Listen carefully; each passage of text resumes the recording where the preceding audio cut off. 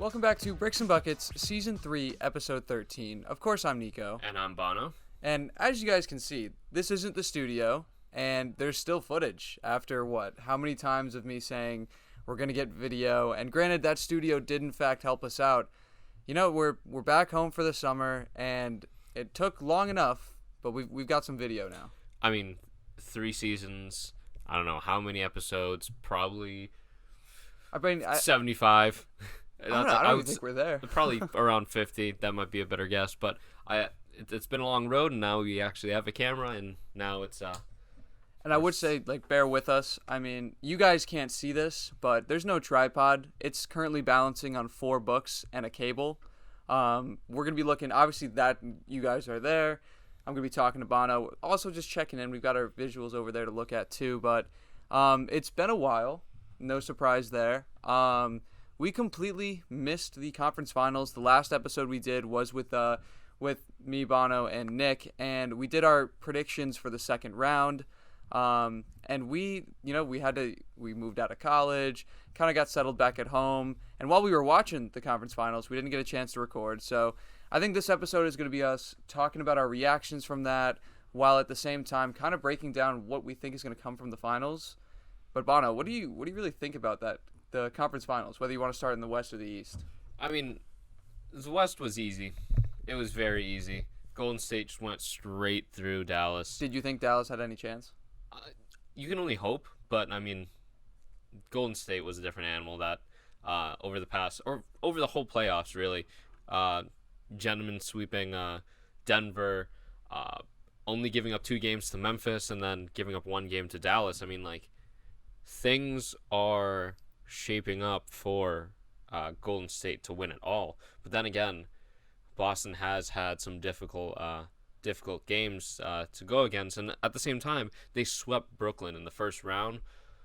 I feel like they have the potential, and they have the power to beat Golden State, even playing as good as they did against Brooklyn. I don't think they're ever going to sweep Golden State, no. But I just think that they have a legitimate chance of winning it all. But at the same time, Golden State is hot, but they've had a decent break. Yeah, I mean, when you look at the two teams, the Warriors have not really had much trouble in many of their series. I think the most you can say is really that Memphis series. But they're well-rested. They've got the playoff experience. And at the same time, this team went from, I think it was, 5 consecutive finals appearances? Something like that. And then they're one of the worst teams for 2 leagues, beat up with injuries. You've got, arguably, granted, I'm not saying that this is the end of their championship window, but we're getting closer to the end of, Curry, Clay, and Draymond. So obviously this series means a lot to them. If they win out, it's going to be crazy. And for Boston, I feel like everything has not been against them, but they've had a really tough road. Sweeping Brooklyn, like you said, with KD and Kyrie, it almost seemed too easy. And then all of a sudden, you play back-to-back game or 7-game series with Giannis and the Bucks, and then Jimmy and the Heat. So this Celtics team, I think, is really beat up, but at the same time can use that momentum to carry them forward. But I don't honestly. Trying to get rid of that Celtics bias, it's very interesting to see who I think is going to come out on top, because all points really lead to Golden State. Really, it depends on Boston's health and ability to keep the ball. They faced against Milwaukee. They faced arguably the best defender in the league right now, or at least top 3 defender in the league right now in Giannis. And then they went and faced Bam. And then they faced Bam, and they still had turnover struggles with Jaylen Brown averaging 4 or 5 turnovers per game, something like that, and just a whole team giving the ball up. And I remember watching, I think it was Game 6 by halftime. Boston had 20 turnovers, and Miami had 3. It was something insane like that, and yet they, of course, they lost that game. But the next game, they still had turnover struggles, and I feel like against Golden State, they're so well-rounded, and they're so they know what they're doing, especially in the playoffs.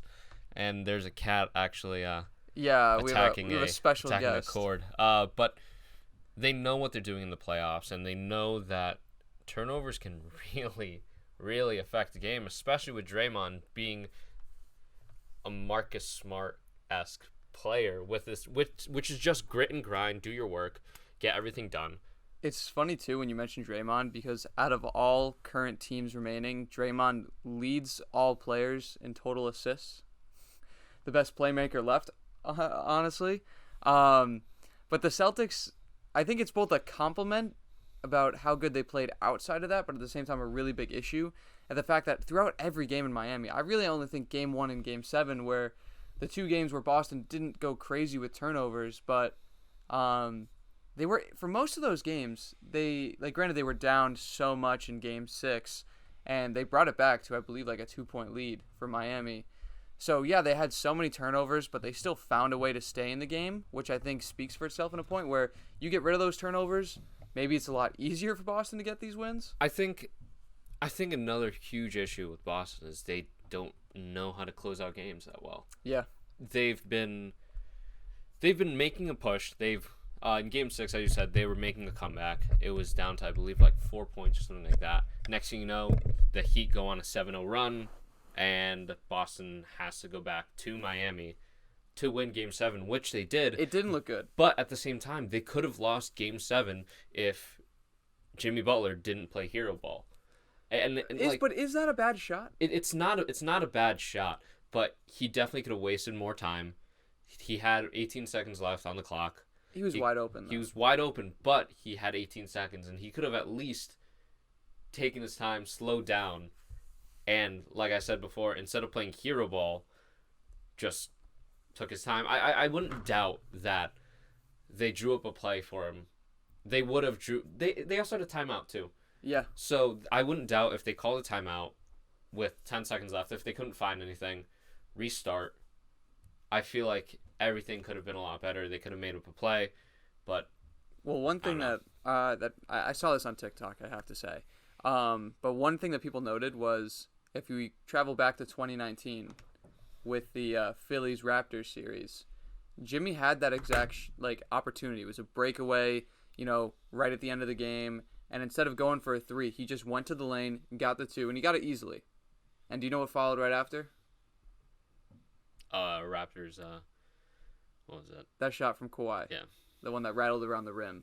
So I think honestly, you also, could you imagine being in Jimmy Butler's place at that point? You're the star on the team. You have an opportunity to take the lead in a Game 7. You have 37 points up already. And both of us, we never played basketball, but being in some type of, on a soccer field or something like that, sometimes you don't know what's going, not you don't know, but you just can't really plan things out, if that makes sense. You're just going with what you think, just your first idea. And honestly, like I said, the look that Jimmy got was not bad. The only issue is Jimmy's just not a consistent 3-point shooter. If that's Jaylen Brown, if it was Jason 50 Tatum. seconds, if there was 50 seconds left in the game, or if there was more than, if there was more time on the clock, I would give that to him. Or if there was no time on the clock, I would give that to him, right? I would say, hey, just do it. Who cares? But you had 18 seconds left and one timeout, and that could have been your last possession. I think he could have waited and taken a better shot, which in turn could have made them go to the finals instead of Boston. Also, prefacing for everyone, my laptop is being used for this recording, so it's all the way over there. I'm using my phone for research. But I don't think you can really blame the series on Jimmy at all. Oh, I don't think you can blame the series on Jimmy. I just think that it could have turned out better if he had waited. Well, if we have to talk about some disappointing players in that series, I think to start, I really think for the Celtics, Grant Williams really didn't have a huge impact, I think, throughout the series after having an incredible game against Milwaukee where he dropped, I don't know the exact number, but I'm saying around 27, 30 points. I know his minimum 27, could have hit 30. So he was riding that high into the Miami series, and honestly, most of that series for Grant was getting in foul trouble, a lot of complaining to refs. He did have some big plays, but after taking like a really big step in that Milwaukee series, he was very non-reliable against Miami. But on the Miami side, I think it has to be noted that Kyle Lowry and Max Strus had two very bad games. Game 4 and 5, they combined for 3.5 points, 4 rebounds, 2.5 assists, 2.5 turnovers. The two of them shot a combined 1 for 28 and 1 for 19 from 3. This whole series was all Jimmy Butler. I'm just looking at the stats. I'm sorry, but like those stats, Max Strus. You gotta throw something at this cat. He's gonna eat my cord. Max Strus, Kyle Lowry. Of course, Kyle Lowry had a big. I think it was Game 6, where he pretty much. He had a double-double. Yeah, he had a double-double with Jimmy Butler averaging 40 or having like a 47-point game or something like that. But I mean, he was a huge part after those terrible games. I don't know how Max Strus was on the court so much, but then again, he did play well and he made some big shots when they needed it. Yeah, in games 1 and games 2, he was very reliable. I mean, he was hitting his threes, and that's when all of Twitter was talking about how Max Strus used to be on the Celtics. So there's a lot of smack talk there.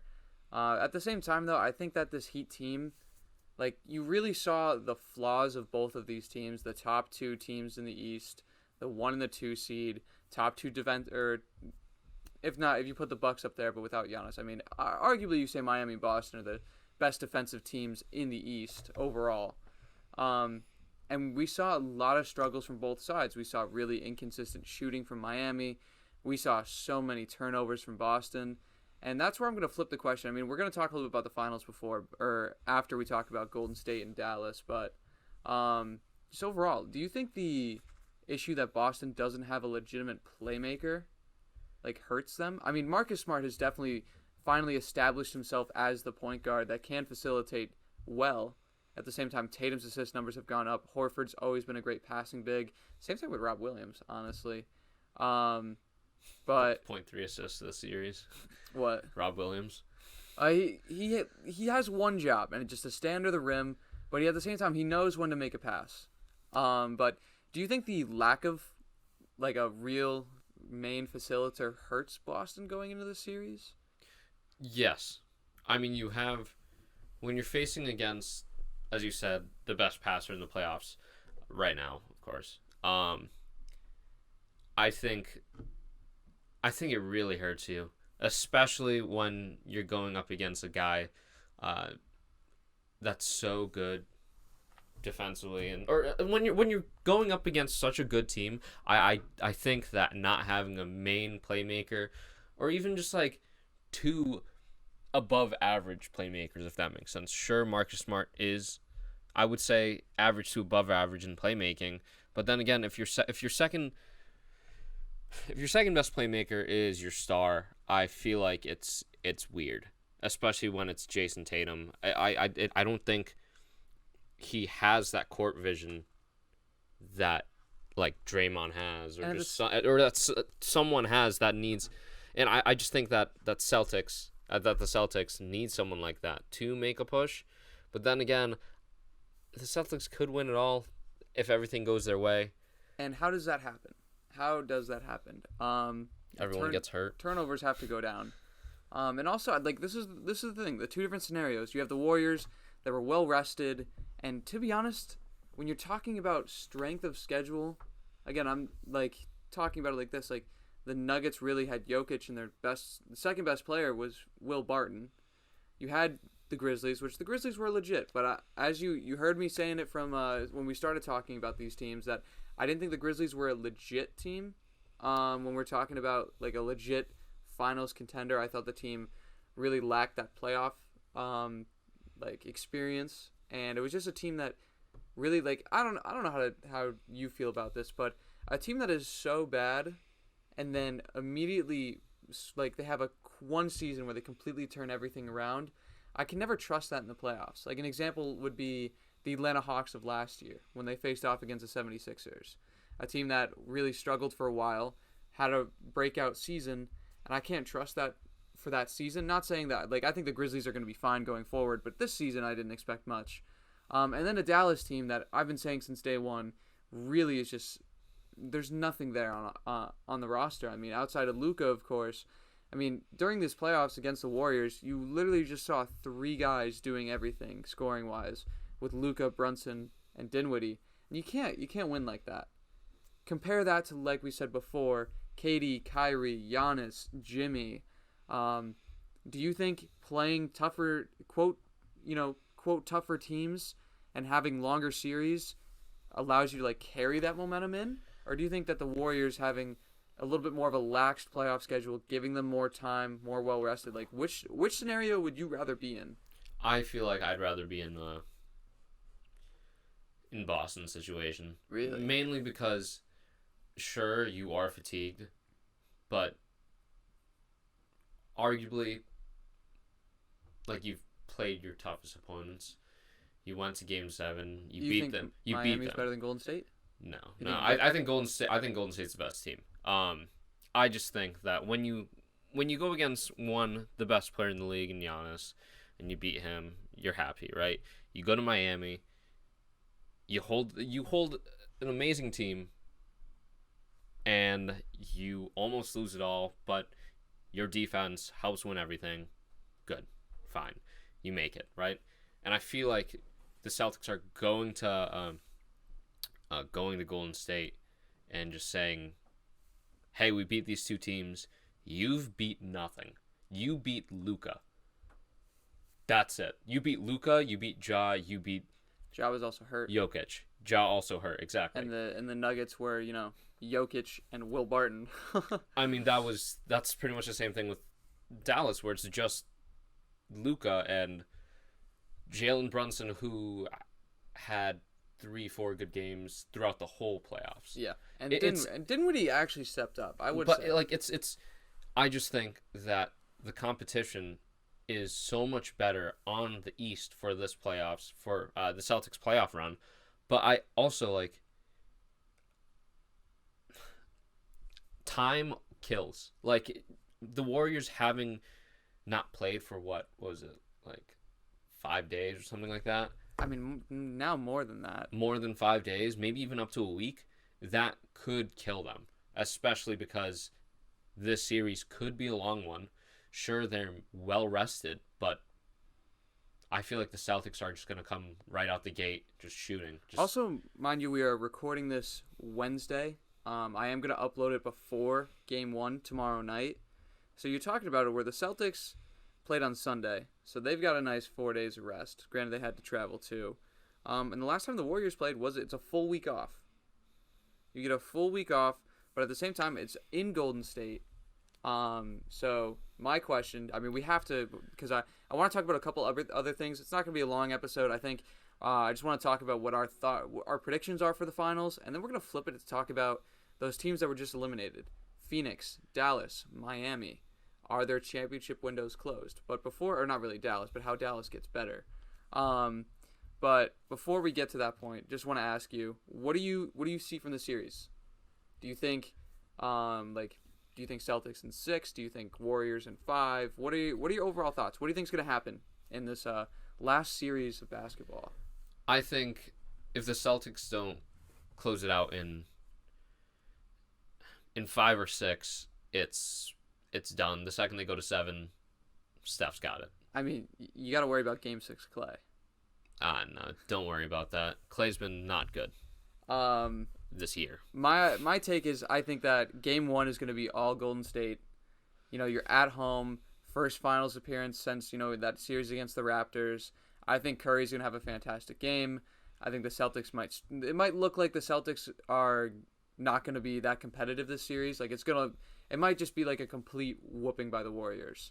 Then Game 2, I think it's when things are going to start to switch. Still in Golden State, I think the Celtics are going to win a close one. It's going to be a nail-biter, but I think they'll get by it. And then heading back to Boston, they'll take a 2-1 series lead, take that first win there in Game 3. I think the Warriors are then going to tie it up in Game 4. And then I think Game 5 and Game 6 really just comes down to if whatever team wins Game 5, granted saying that, the series is tied 2-2, I think they're taking the series. I don't think this series goes to 7. I think it's going to end in 6 no matter what. And if I had to put a team on it right now, looking at everything, it's really tough because if the Celtics are fully healthy, that definitely changes it because, now you've had some time to rest. If Rob is healthy, if Smart is healthy, if they're all 100% to start the series, I'm completely comfortable with going Celtics in 6. But I think it's idiotic to count out a Warriors team that, is or I wouldn't say is now, but the core of this team was a part of the biggest dynasty we've seen. I just think that it's the best defensive team this year, and it's pretty much the best offensive team this year. I just think that defense will win them games. Additionally, you go to 7, you rely on one game, then at that point, I don't think you discount Steph. I don't think you ever discount Steph. I will say that both these teams also they Plus, rely on ABC. They rely on going small.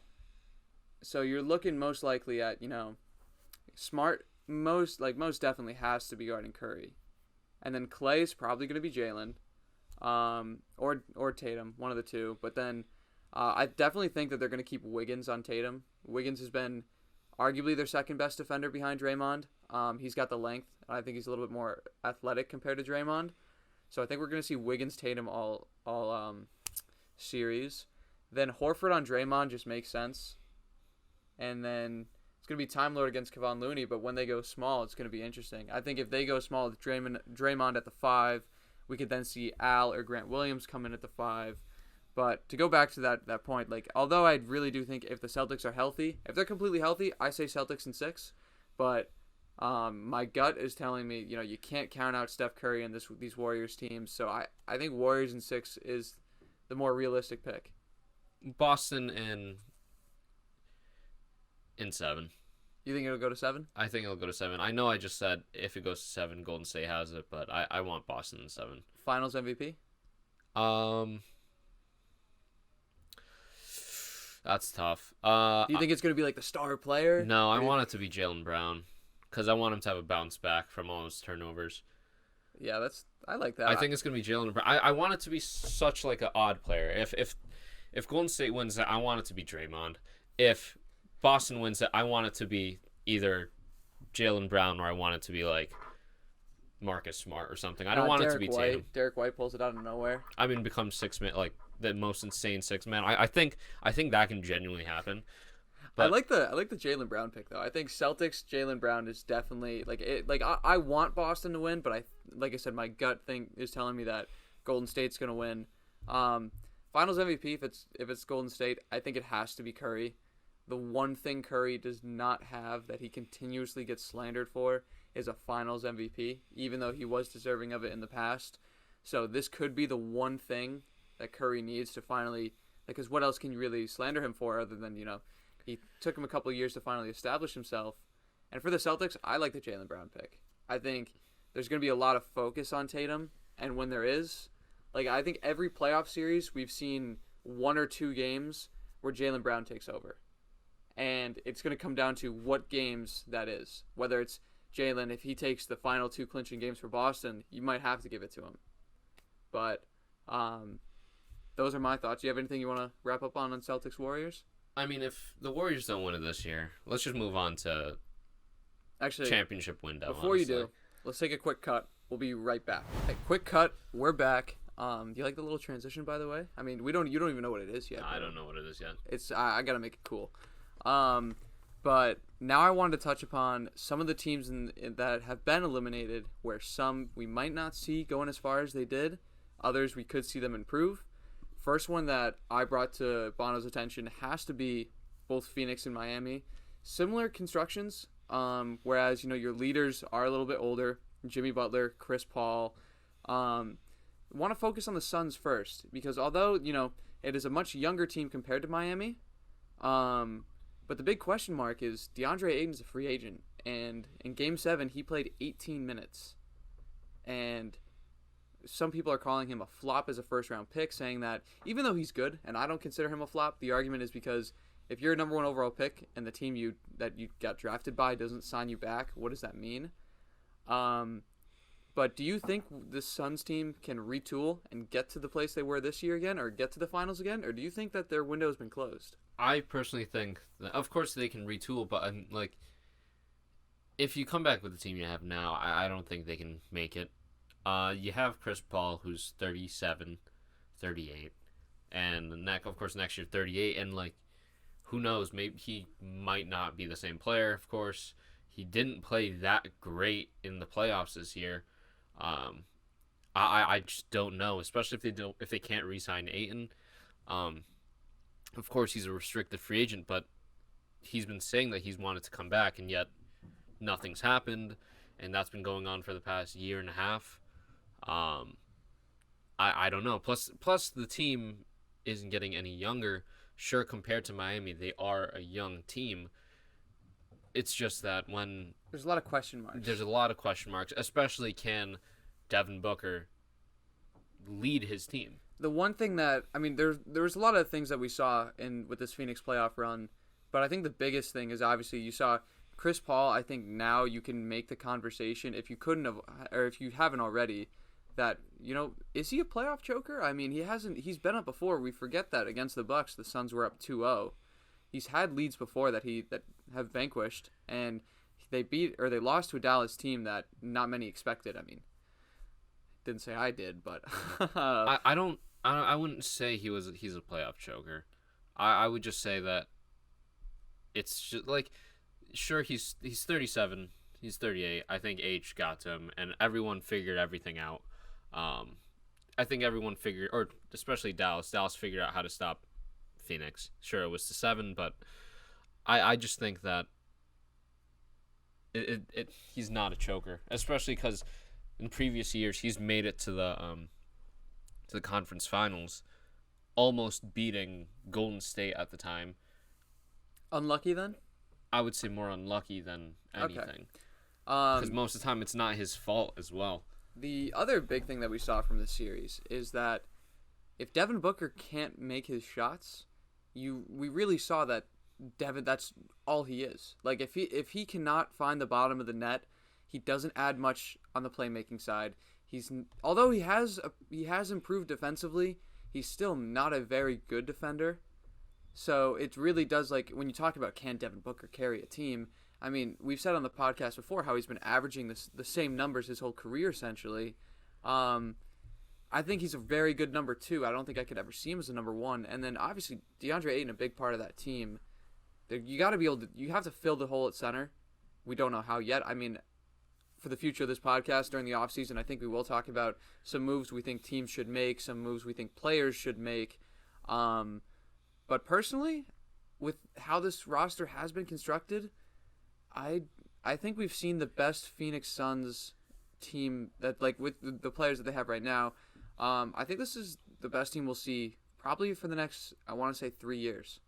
I think it's going to take a couple of years for them to retool that roster, figure out how to fix what has happened, and kind of play it from there. But after, like, this season can be chalked up as a very big L for Phoenix.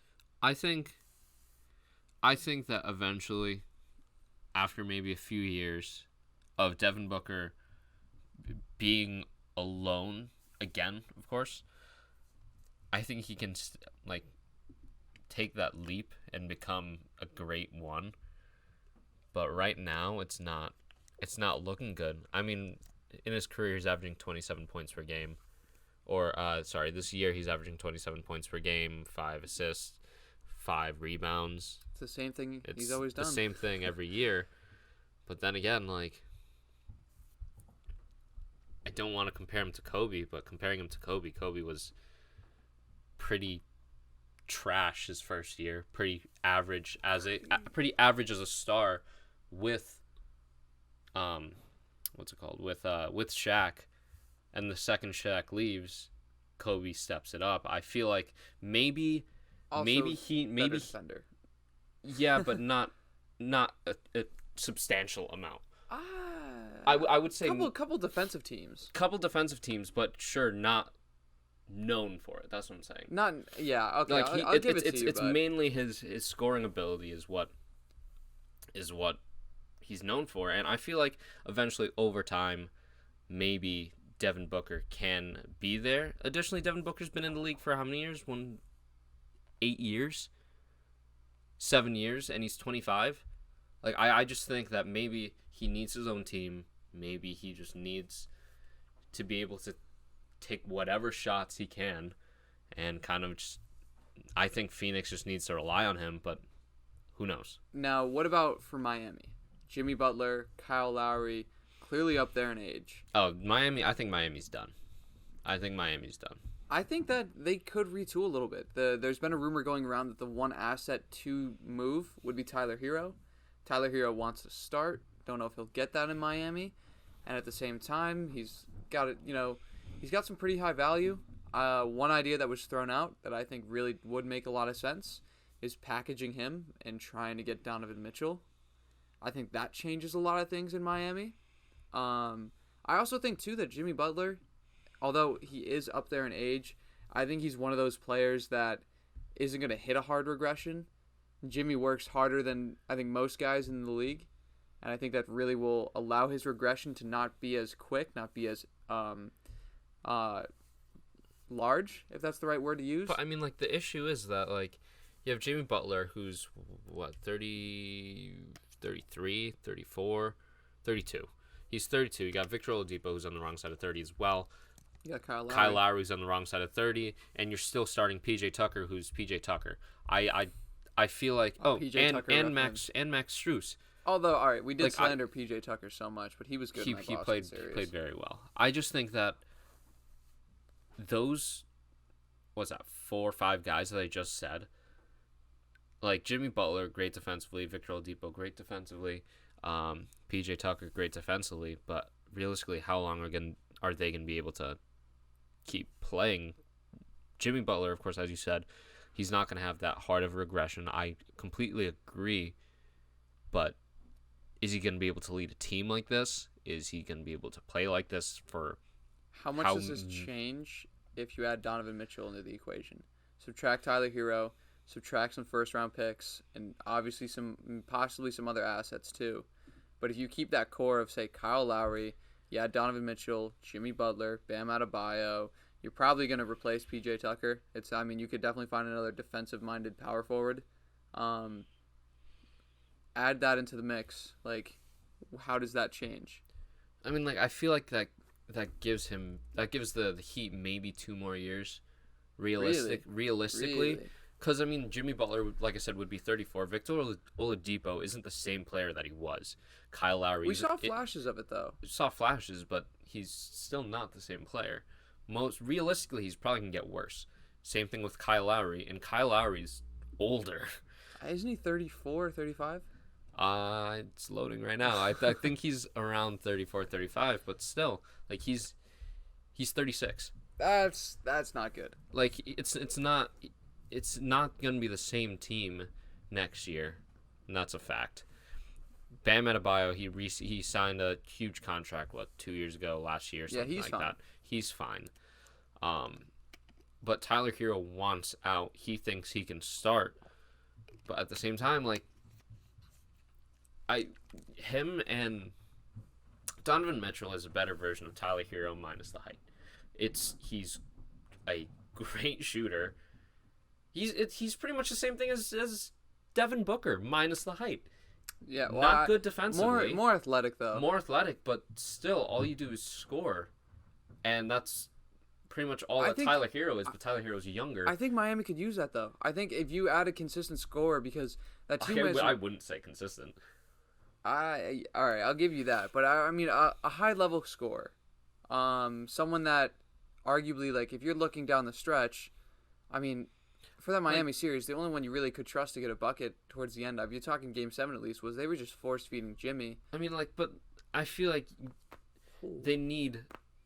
What the mic? They have Duncan Robinson they have Duncan Robinson for 3-point shooting, but I feel like he would get moved. I feel like they need a star 3-point shooter, you know? Well, because It was like instead of Jimmy Butler in the series averaging 29 from 3, Oladipo averaging 27, Kyle Lowry averaging 26, the best 3-point shooter on your team is one of either Gabe Vincent or Caleb Martin. And Caleb Martin didn't really shoot that many threes. He shot 2 threes per game, but Gabe Vincent shot 5. Like it's, I don't think it's like they don't have anyone to really rely on. And Duncan Robinson in that series Like didn't play because although he's a prolific shooter, you couldn't trust him on the defensive side. So that worries me for Miami. But I think if you add Donovan Mitchell, I think the window's still open. I think 2 years down the line, though, I think it's the opposite of Phoenix, where I think in 3 years we could see Phoenix back, whereas I think in 3 years we could see Miami possibly having to go a completely different route. I don't know, especially because of the age. It's really tough saying that Miami might not be good because love this team, love the mentality, mainly because they're a bunch of dogs. Yeah, they just do whatever they want, and they play really damn well. It's just that Jimmy Butler's not getting younger. Oladipo, Kyle Lowry. Well, technically, no one's getting younger. No one's getting younger, but at the same time, like Tyler Herro's disgruntled, and Bam is realistically probably the only one that's gonna be there in 3 years.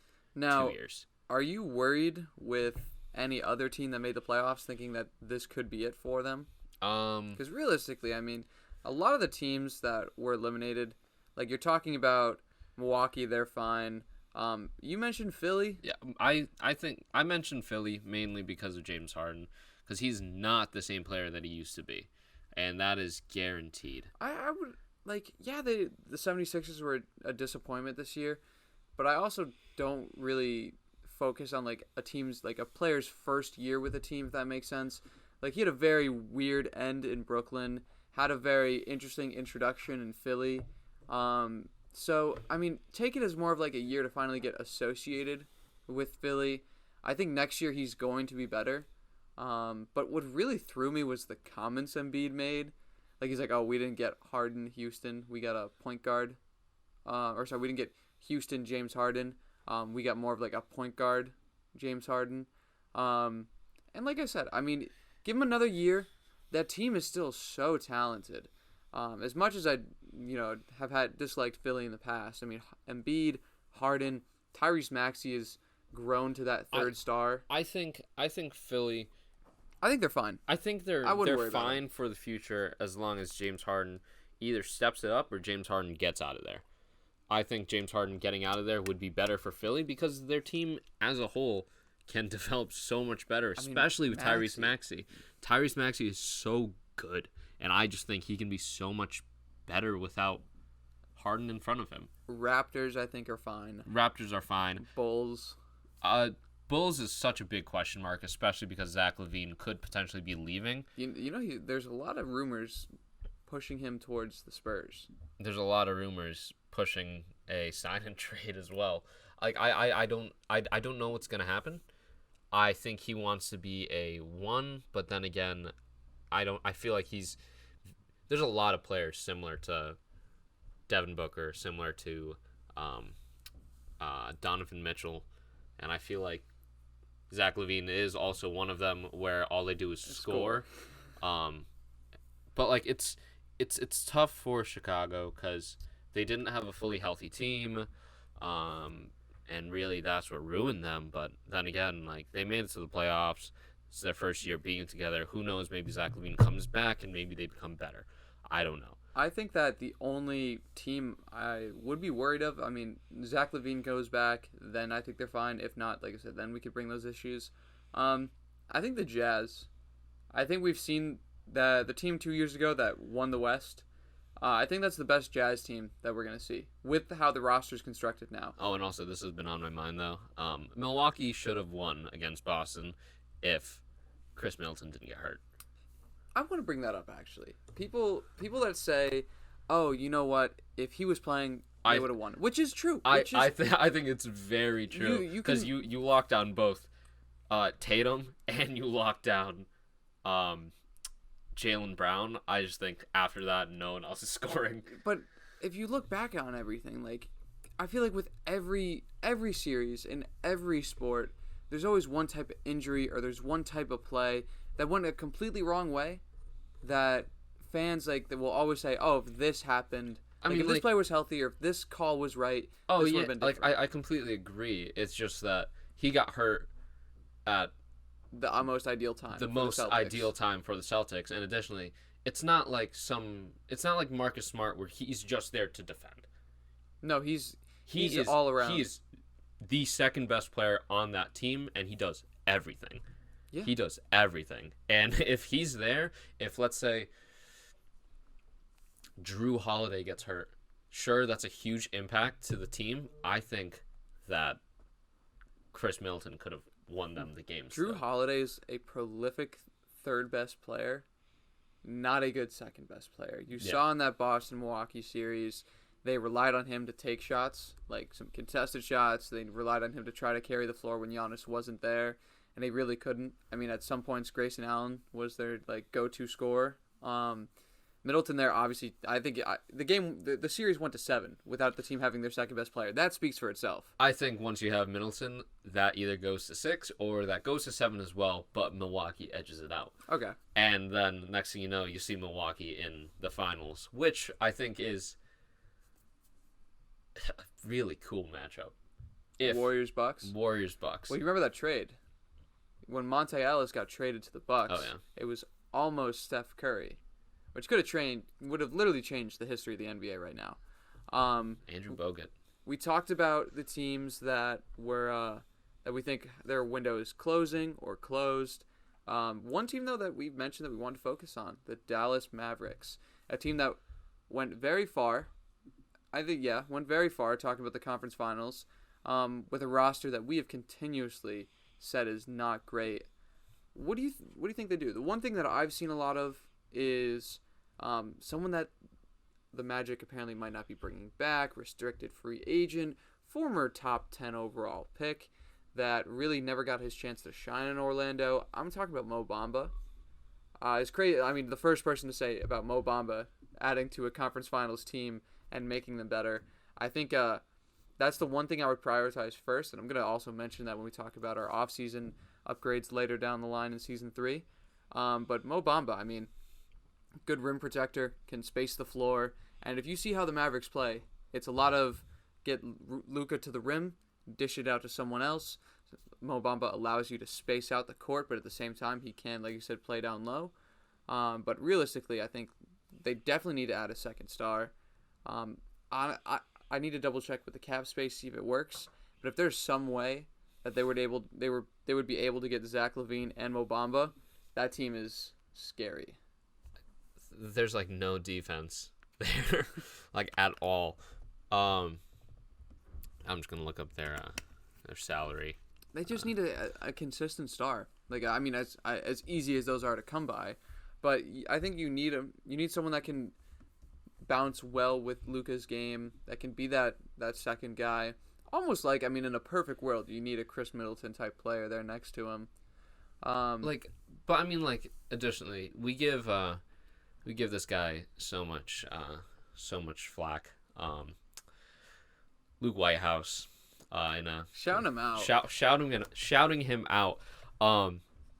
Jason Kidd really turned that team. I'll be completely honest. Jason Kidd really turned that team. The second he got there, so much better than before. Rick Carlisle. Rick Carlisle had the best offense of all time. Had the best offense of all time, but when he left and Jason Kidd came, or when he got fired, I think. No, he left on his own terms. Oh, okay. To go to Indiana. And Jason Kidd came in, they're still the second best offensive team in the league right now. Second best defensive team in the league.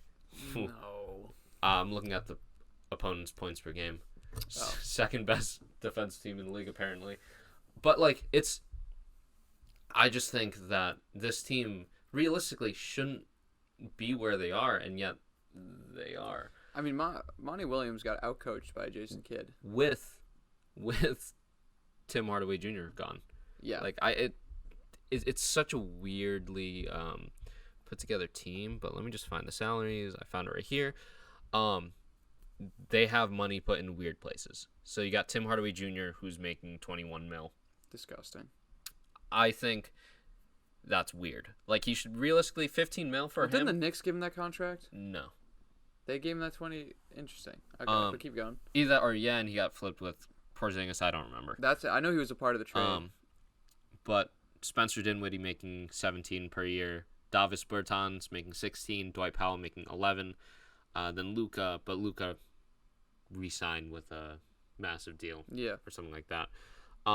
I just think that if they get rid of all those guys ahead, maybe not Dwight Powell because he's always going to be a good asset on the team, and 11 mil is not bad for him. Bertans needs to go. Bertans, Dinwiddie, and Hardaway have to go. Clear up some cap space. Same thing with Reggie Bullock, making 9 mil. Not Maxi Kleber. Maxi Kleber has been great, which is crazy. And at the same time, Jalen Brunson's going to be asking for a lot of money. I don't think you bring back Brunson. You don't bring back Brunson. I think you find a way to trade Tim Hardaway. You find a way to trade Dinwiddie. And honestly, I would just eat Bertans' salary. Just take it, waste it for a year. Well, yeah, isn't there only one more year left on his deal? Something like that. Like, you just eat it and get him out of there because he's not helping you at all. Arguably your like third, fourth best player is Dorian Finney-Smith, who's been really good. Like, so what do you do if you're Dallas? What do you like? And you don't have to give a specific player, but what type of player do you need to get? That secondary scorer, a second star that's defensive first. In a perfect world, you can try to get, of course, Mo Bamba, if you can get Mo Bamba, but at the same time, you need a guy that can lock down a star like Chris Middleton. You need a guy similar to that because you're not going to have Doncic up against, I don't know, Jason Tatum. You're not going to have him guarding him. Yeah. Because Jason Tatum will run circles around him. But then again, Luka will run circles around Jason Tatum, but that's just because Luka's Luka. And he's great offensively, but defensively, terrible. Absolutely terrible. I just think if you get your lockdown star, someone that can spread the floor, someone that can play really well.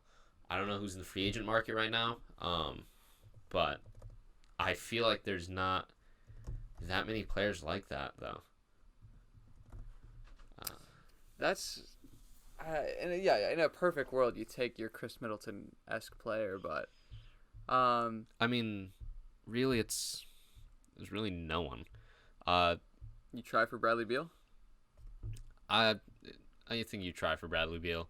You definitely try for Bradley Beal. If Phoenix doesn't re-sign Ayton, I think you try for Ayton. The one issue with Ayton is just that because I remember I thought that would be a nice idea, but the lack of space, like that Dallas team relies on everyone being able to shoot. Ayton can't, so I think that kind of hurts them a little bit. Although he's a good defender, but I wouldn't put him as like a great defender, if that makes sense. Under the rim, he's good. He has been throughout the playoffs. We saw against the Mavericks. The lack of effort on some plays, and of course getting benched those 18 minutes. And I think to add one thing to it, he is restricted. I don't think Phoenix would honestly let him go to the team that they lost to. Yeah, I think you get Mo Bamba. If you just need to fill space for a year, kind of retool and wait for the 2023 free agent class. Is that one gross? I hear that one's amazing. What does it say? Let me get this for you. See, what you need to do is you need to get a guy like Kristaps Porzingis. It's loading. But I personally think a great option would be a Victor Oladipo. I think that would be a good one where I actually like that. He can score a bit, but at the same time, who knows? Or you just tank for Bronny and LeBron. That works. But then again, 2023 free agent draft class, Chris Middleton. Or free agent class, not draft class. Chris Middleton. Andrew Wiggins. Wiggins would be cool. You got Draymond, but no shot. Harrison Barnes back to Dallas. Jeremy Grant would be a good one. Miles Turner would be a good one. Miles Turner would be a good one. There's a lot of Chris Wood would be Christian Wood would be a good one. Brooke Lopez. Like there's a bunch of good that fit. So basically Dallas needs doesn't need a star, but they need a role player that can give you some solid defense and supply some solid 3-point shooting. Pretty much. Let's do a quick start bench cut. Finals players only. So how do we associate this? Give me one player and we're gonna have to arrange it around them. Not Jordan Poole or Clay. Okay. Yeah, I know because we've done it before. We've done it like 4 times. I say Draymond Green, Al Horford, Rob Williams. Draymond Green, Al Horford, and Draymond Green, Rob Williams, and Marcus Smart. All 3 defensive players. Super defensive players. To start, you wanna do the? Oh yeah, start Marcus Smart. Yeah, I'm sorry, get out of here. I feel like this is pretty self-explanatory. Start Smart, bench Draymond, cut Horford. Or cut Rob. Yeah. For right now, yeah. Although Rob has the best defensive rating left right now, in among the 2 teams. Best defensive rating on the court. Also, I think it really just depends on what you value. Because like if you value in the paint defense, then you take Rob over Draymond. I don't think. But I don't think you ever cut Marcus Smart, especially after 20-something odd years. He's also the most out of those 3, the one that definitely is the most consistent on offense. I mean, Draymond has the playmaking, but at the same time, Rob is all just alley oops and pick and rolls. So Smart allows you to do a little bit more. But yeah, I think that was pretty clear. So that's gonna do it for this week's episode of Bricks and Buckets. Make sure to follow us on Twitter at Bricks Buckets. And on Instagram at Bricks and Buckets. And subscribe to the YouTube. You guessed it, Bricks and Buckets. Of course, I'm Nico. And I'm Bono, and we will see you soon. Very nice. You muffed it. I muffed it.